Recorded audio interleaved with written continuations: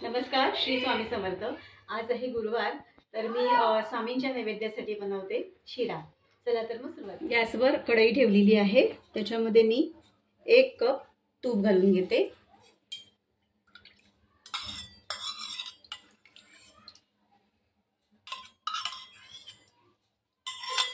त्यानंतर इथे मी 1.25 कप रवा घेतलेला आहे, रवा घालून घेते। आता तुपामध्ये रवा छान भाजून घ्यायचे।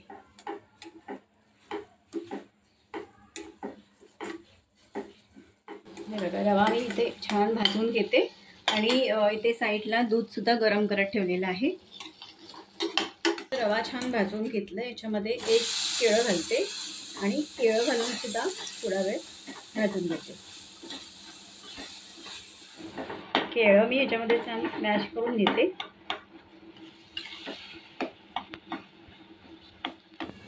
केळं घालून छान भाजून घेतलं। आता याच्यामध्ये आपण दूध घालूया।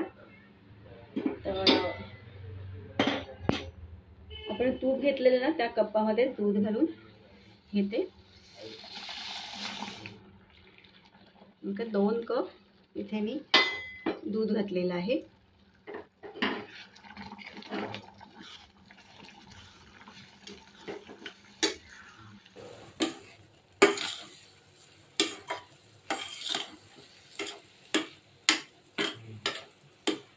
ह्याच्यामध्ये मी आता अर्धा कप पाणी घालते, गरम पाणी।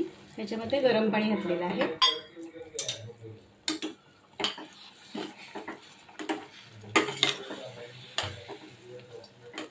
ह्याच्यामध्ये मी आता 1 कप साखर घालते।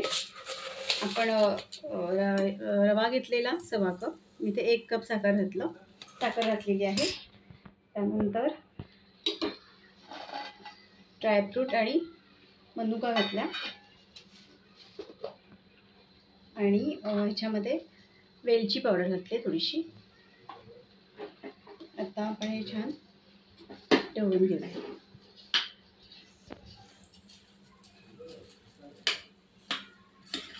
ढवळून घेतलेलं आहे आणि ह्याच्यावर आता झाकण ठेवते। गॅस फ्लेम लो करून 5 मिनिटं शिरा ठेवून दिला होता, झाकण ठेवून। आता आपला शिरा तयार आहे। तर